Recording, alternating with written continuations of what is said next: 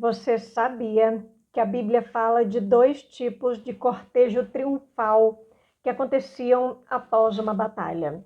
O triunfo sobre os inimigos que haviam sido derrotados e o triunfo dos cativos que haviam sido resgatados. Aperta o cinto que hoje eu gostaria de fazer uma rica exposição sobre esse assunto aqui com vocês. O apóstolo Paulo, considerando todas as suas cartas, usou a palavra triunfo apenas 2 vezes. E é muito curioso que ele abordou para cada passagem exatamente os 2 tipos de cortejo triunfal que eu mencionei. Em Colossenses capítulo 2, versículo 15, ele vai dizer que Jesus despojou os principados e potestades e publicamente os expôs ao desprezo, triunfando deles na cruz. Esse triunfo é o contexto de quando um rei vence uma batalha contra os inimigos, toma seus despojos, remove suas insígnias e desfila com seus inimigos, evidenciando publicamente a derrota deles. E não só isso, esse cortejo triunfal que exalta o rei vencedor dessa batalha, ainda tem uma cerimônia onde a coroa do rei perdedor é posta sobre a cabeça do rei vencedor. Eu já falei sobre isso por aqui. Por exemplo, em 2 Samuel, capítulo 12, nós vemos Davi conquistando Rabá e todas as cidades do filho de Amon dessa forma. Após vencer a batalha, Davi toma os despojos e reúne os derrotados amonitas para esse cortejo triunfal. E ainda tem esse detalhe lá, a coroa do rei perdedor foi posta sobre a cabeça de Davi. Esse é o cortejo triunfal de um rei que venceu seus inimigos, os despojou e os expôs publicamente ao desprezo, triunfando deles naquele momento. É sobre isso que o apóstolo Paulo está dizendo em Colossenses 2,15. Ali na cruz, por causa da morte de um santo homem, a morte não encontrou onde pincar o seu aguilhão. Então, a própria cruz, com um santo pendurado naquele madeiro, um homem sem pecado, aquele cenário já aponta para nós o cortejo triunfal de Jesus naquele momento.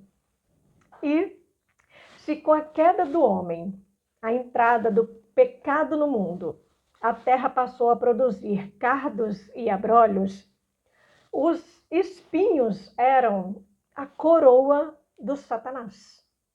E na cruz, a coroa do perdedor foi posta sobre a cabeça do rei vencedor.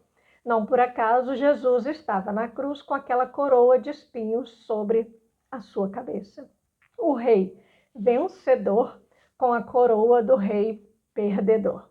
Enquanto no mundo visível, como diz o profeta Isaías, Jesus era desprezado, no mundo real eram os principados e potestades que estavam sendo expostos ao desprezo, ao ridículo, à derrota ali naquela cruz.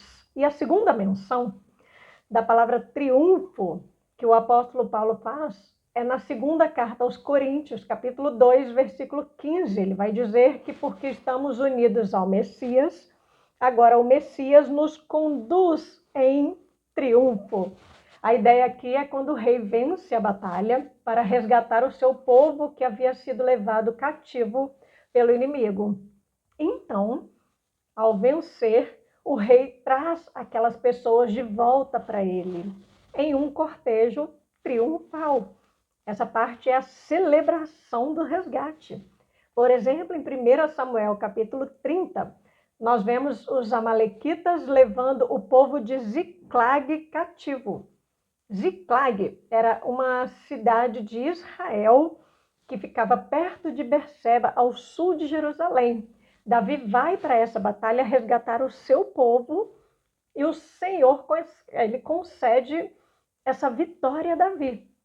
Numa história rica em detalhes, que eu vou deixar para você descobrir, fazendo uma leitura cuidadosa desse texto depois, nós vamos ver que ao crepúsculo da tarde, não por acaso, a hora em que Jesus morre na cruz, Davi vence essa batalha. E o texto diz que Davi salvou tudo quanto haviam tomado os amalequitas. Pronto. O versículo 20 vai narrar o fim desse cativeiro com um belo cortejo triunfal, onde Davi volta vitorioso dessa batalha após ter resgatado seu povo das mãos daqueles inimigos. Então, essa é a segunda menção da palavra triunfo usada pelo apóstolo Paulo.